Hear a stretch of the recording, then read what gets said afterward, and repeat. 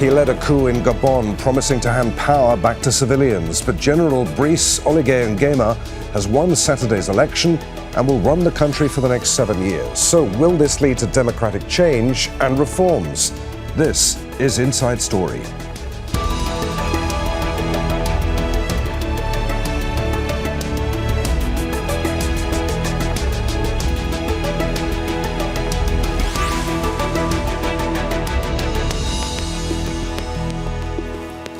Hello, welcome to the program. I'm Adrian Finighan. Gabon is among 7 West and Central African countries where the military has seized power in recent years. When the army overthrew the president there in 2023, it ended 56 years of rule by the Bongo dynasty. On Saturday, some 920,000 registered voters went to the polls in Gabon's first election since that coup. The winner, Brice Oligui Nguema, is the army general who led that military takeover and now says he'll bring democratic change and reforms. But can he deliver on his promises? We'll get to our guest in just a moment. But first, a report from Ferdia Carr.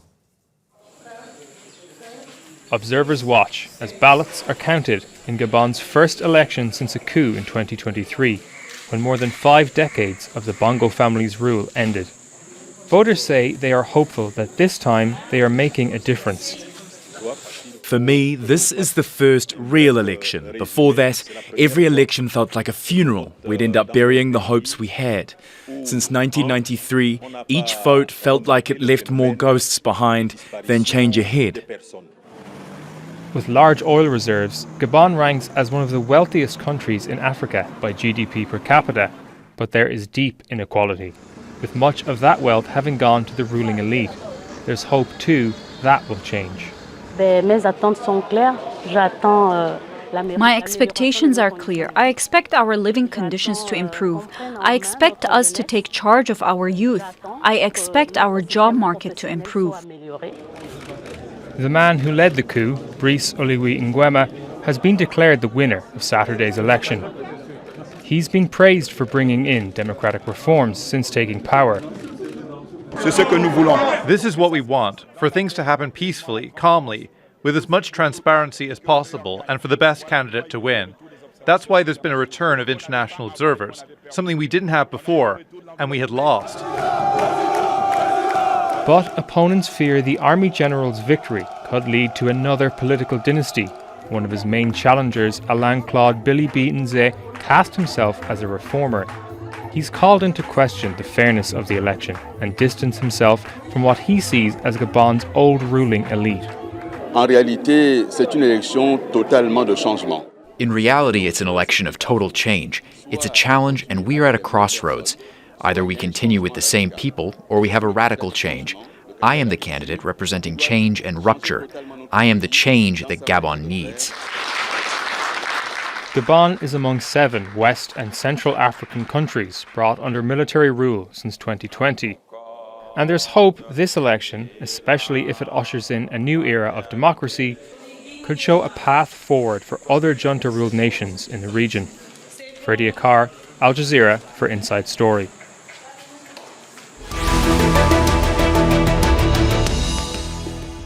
We'll bring in our guests in just a moment, but first let's speak to Arnauld Engandji, who is the special advisor to the Gabonese president and his official spokesperson. Thanks for being with us, sir. The president-elect promised to hand power to civilians. He hasn't. He's fixed the constitution so that he himself can run in the election. Can people trust him to do what he will say that he's going to do? Is he going to be a president for all and not just the country's elite? I believe you have to be careful with what we say when he says he's going to hand over the power to civilians. It doesn't mean that. What does he want to say about that? You may ask is that you have 2 ways to get to power. You have a military coup, and you have the normal way, which is elections via normal institutions. So the difference between what he says and now is that he came to power via a coup, and so he wanted to have a military power. So that's military power and switch to civilian power. That's what he just did. We had a constitution, and it followed the constitutional rules to get elected. There is nothing wrong with that. From now on, from the 12th of April, our Gabonese power is a civilian power. It's no longer a military junta power. Okay, many accuse the president-elect of being merely a continuation of the Bongo family dynasty. How would he answer that accusation? Well, I think the way people reacted to this campaign is an answer by itself. If you look at the Bongo dynasty in 2023, people were scared of going through a civil uproar and civilian unrest and maybe a civil war. So that was the regime people wanted to get rid of. Today, we had like 87 point something turnout at the electoral voting polling station. So that says that people have recovered confidence in the electoral and the political elite in our country. So it's a totally different ball game for us as we speak. Does the president-elect have a roadmap to fix the country's many problems? Gabon should be a rich nation, given its natural resources. Can he deal with corruption and cronyism? Can he reduce unemployment and improve the lot of the people of the country? I think I'm on Al Jazeera, so you guys know how this is a story about having resources goes. When I was working for Shell, Oman had rules where you cannot invest in Oman if you don't have like 40, 50, maybe 51% of money interest in the company you're setting up. In Gabon, we're rich, but a lot of the investment was foreign direct investment. So all of the production, all of the value that was added was sent abroad. Today, with the acquisition of fields like Asala, Obange, and buying of Tulo assets is what we are actually going for, having our own economy in our own hands. That means more value added to the country, more jobs created. We can create an ecosystem of industrial activity on the oil, on the iron side, on the agricultural. So we believe the future is bright for Gabon now that we have someone who is a patriot, who wants actually to see Gabonese citizens live a better life. All right, so good to talk to you. Many thanks indeed for being with us. Thank you. All right, let's bring in our guests. From Libreville, we're joined by Dioumy Moubassango, a member of Gabon's parliament and a former government official. From Accra, Victor Doke, who is Professor of International Politics, Peace and Security at the Kofi Annan International Peacekeeping Center. And from Washington, D.C., we're joined by Abdullahi Boru Halakhe, Africa Security and Policy Analyst. A warm welcome to you all, gentlemen. Let's start with you, Dioumy. The new president has touted himself as the leader to unify the Gabonese and give them hope. Given that he's part of the former political elite and that elite remains largely unchanged, can he actually deliver on what people want? Yeah, I think, thanks. I think he's starting delivering what, the Gabonese people want. I think he's obliged to do that because we lived in a country where, the Gabonese people didn't have any rights was not respected, fundamental rights were not respected by the former government. So the new president is obliged to do that. And he's started restoring hope, and different institutions, restoring dignity of the Gabonese people and moving through economic sovereignty. So I think the new president is obliged to deliver that. Victor, what do you make of that? How do people feel the military has performed since taking power in 2023? Has anything actually changed, apart from delivering on the pledge to hold elections within 2 years? Well, I think the issue now is not just delivering on the aspect of elections, but going further. because we're looking at the area of economics, trade, the bread and butter everyday issues of the normal people. And so with regards to what the people have done, giving him the mandate, looking at the fact that he was the one who overthrew the former leader, it will be expected that, one, since he has taken the step to organize the elections and then declare the winner, then they'll be looking at how he can, initiate or implement policies that can better the lives of the people, how he can also strengthen the bilateral relations with all Central African states, that hitherto were not in relations with him. And so the people will be keenly looking out for policies that he would, come out hopefully in the days to implement with regards to how he can, grow the economy for the, the citizens to now have hope that their lives will change. Looking at the GDP issues, income issues, education, employment for the teeming youths, the people would likely have, high hopes with regards to hearing what he would tell them. And that's going to be interesting to watch in the coming days. Abdullahi, are people right to put their trust in Nguema? He said the election was transparent and peaceful. Was it free and fair by international standards? And what if anything's going to change afterwards? I think just tying some of the arguments that have been made by the previous speakers, the reality is he's coming into the leadership, through popular mandate. I think the jury is still out if the elections are free, fair, and it meets the international standards, not even just international standards, but the African and regional standards. But the reality is he is coming into the leadership at a time when we are facing serious, economic realities. The United States, just a couple of weeks, imposed tariffs on many of the African countries that were enjoying preferential trade treatment under the Africa Growth and Opportunity Act that was enacted 20 years ago. Secondly, he's coming into power at a time when the United States have made the decision to really vacuum the aid architecture, take power so through it. So as a result of that, a lot of these African countries that have been shielded for many, many years by aid, you don't need to deliver the services. The services are delivered by NGOs. He's coming into at that time. Secondly, and finally, he's coming at a time when there is a sense within many African electorate that democracy, and not just elections, because elections is just one part of democracy, has not delivered the economic dividend that they were promised. So I think he has his job work cut for, but I think based on some of the military leaders that came into power through the change of guard and then assumed, the civilian gown, I think there is little to celebrate, but that again is the proof is in how he will deliver, and he will have a lot to deliver on.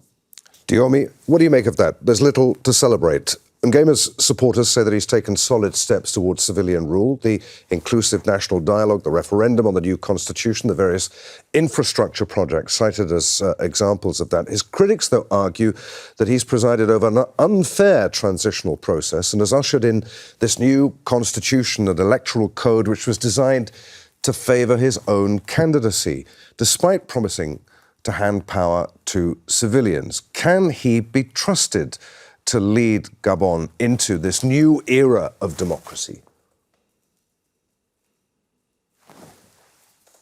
I think the people of Gabon wanted to live a different way of implementing politics. I think the transitional president was put under pressure by the people because, the former politician did very bad in infrastructure, bad in democracy, bad in, launching the Gabonese economy. So, and we have observed that all through the process, it was an inclusive process, and the people are being involved into even the draft of the constitution, into the national dialogue. So I think that's the will of the people. People wanted a new person.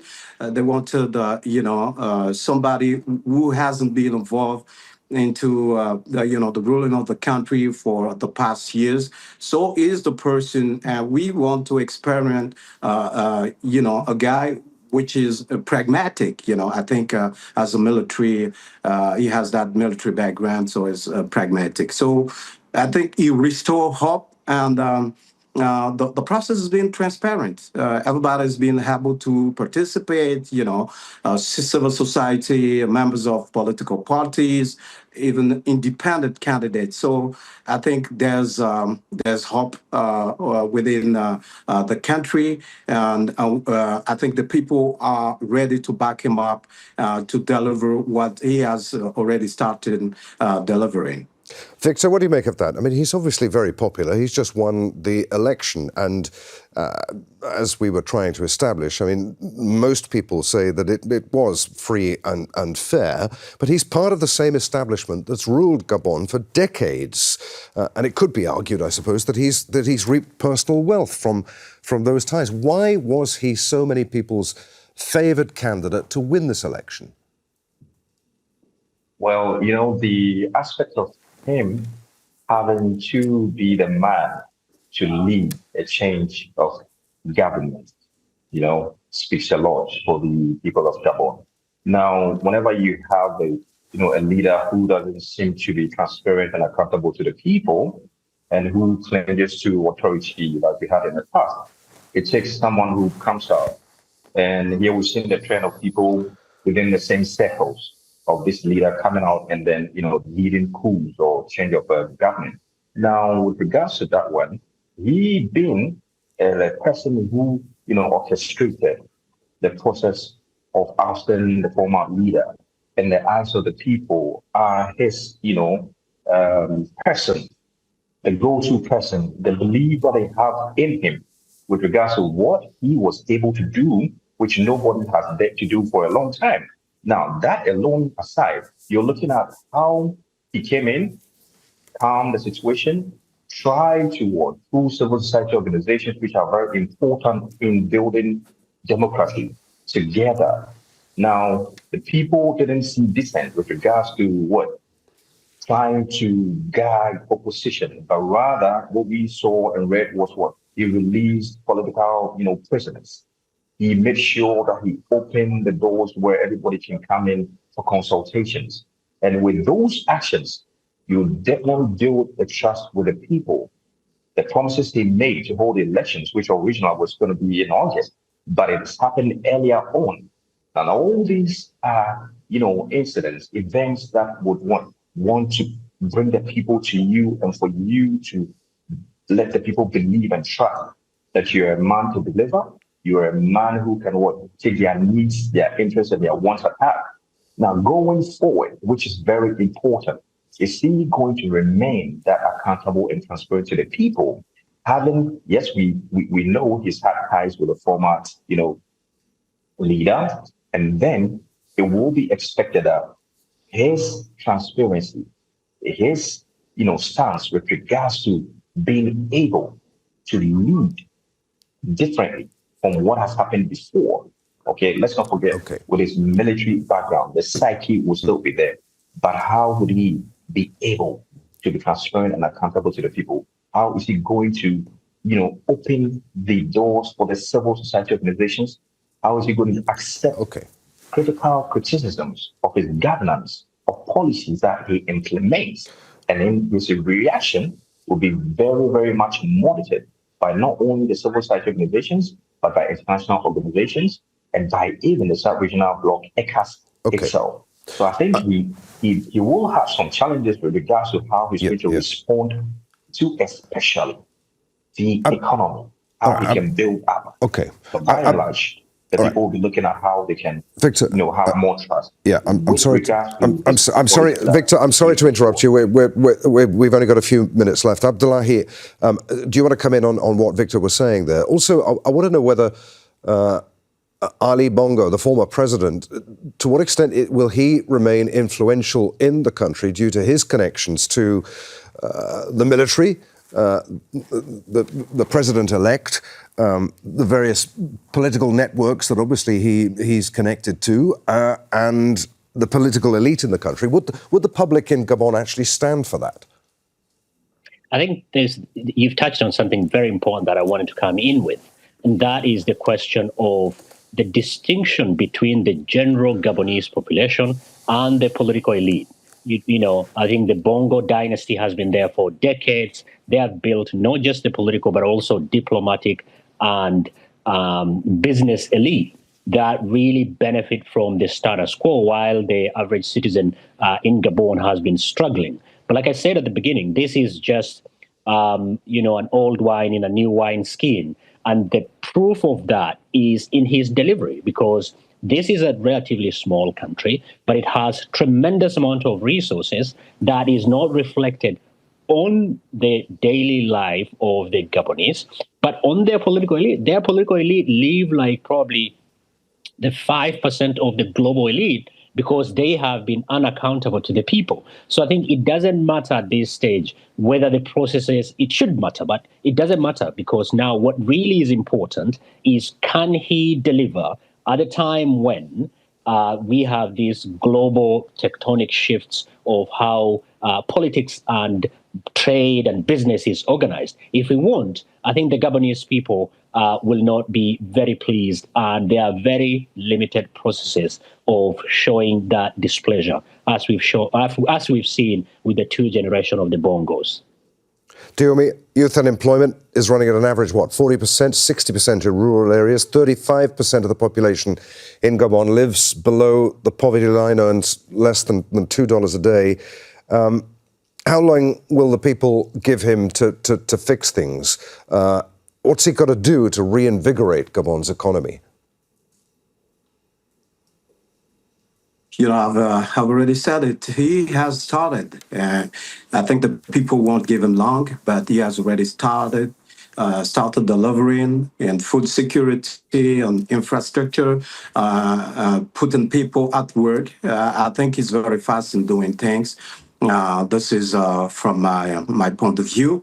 And I think the first thing he has to do is to, get focused on, restoring the Gabonese economy, because this is important. The president just purchased one of the biggest oil company called Asala Energy, also Tullow Oil, because he said that we cannot just watch people, exploiting oil in the country. We have to be part of it. He is also into wood industry. There's one big company that was privatized, but the president of the transition,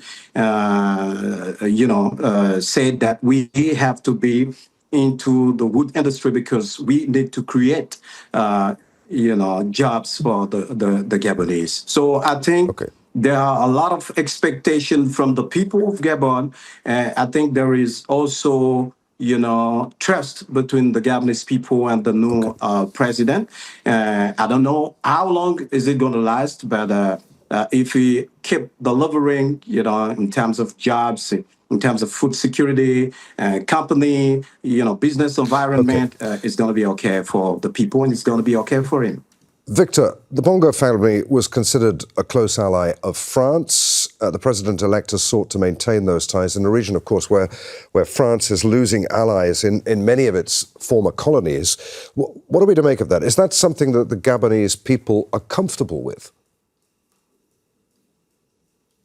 Well, with regards to that, that's one of the reasons why the people of Gabon would want to, hear from the president, how he's going to really navigate with regards to his bilateral relations with France. Now, by and large, you would expect that if even this relationship is going to be very profitable, it should profit the Gabonese people. That is what they're going to look out for, and not that which is going to, benefit France alone at a, quantum that is going to go against the Gabonese people. So whether it's going to be with France or any other, international ally, you're looking at how the benefits in the area of trade or in which particular area is going to benefit the people themselves. Okay. And if this goes contrary, then you would be rest assured you would have agitation from the civil society reform, that people will start demonstrating and agitating. And then looking at what has happened around the Sahel with regards to what their relationship didn't fall out with France, you could, have similar issues in Gabon if care is not taken. So now, whatever policies he has to implement, either with regard to France or any other international partner, it has to be at the benefit of the Gabonese people. Abdullahi, how does the situation in Gabon compare to other countries in the region, in the Sahel, which have experienced coups and are under military leadership, like now the countries that Victor was referring to? Will the transition in Gabon allow it to secure recognition, re-recognition, if you like, from regional bodies like the African Union and regain international legitimacy? Does it deserve that? Not yet. I think the jury is still out. But I think it's very important to remember that not just the United States vacuuming aid and imposing tariffs, there is a very growing anti-French sentiments within many of the former French colonies, Gabon included. But I think it will be very important that the Gabonese authorities are not given an easy pass here. It's not enough to conduct an election. It's not enough, to push the French out. I think it goes beyond that. I think this tyranny of low expectations from some of these African leaders need to end. I think they are not being begged. They are being instructed that people have given you the responsibility, indeed even an honor, to serve them. So you shouldn't be serving yourself. But I think the slight difference is that with Gabon, it's relatively smaller. The military entanglement is not to the degree that some of those countries had with all their military bases, but the business connection, and that is why the question that you asked about the Bongos and his allies is very important. Those connections are still very strong between Libreville and Paris, and it will be tested if he doesn't deliver on what he has promised. Now, the expectations from many of the Gabonese is that we've switched from the Bongos. We've had a transitional period. Now here's your chance. We've given you the mandate. Can you deliver? And if he's not very careful, and the previous speaker mentioned that he is pragmatic, all that will be tested in the next couple of months and years to come. Gentlemen, there we must end it. Many thanks indeed for being with us. Dioumy Moubassango, Victor Doke, and Abdullahi Boru Halakhe. And thank you for watching. You can see the program again at any time by visiting our website. aljazeera.com is where you'll find that. For further discussion, go to our Facebook page. You'll find that at facebook.com/AJ Inside Story. And of course, you can join the conversation on X. Our handle there at AJ Inside Story. From me, Adrian Finighan, and the team here in Doha. We'll see you again. Bye for now.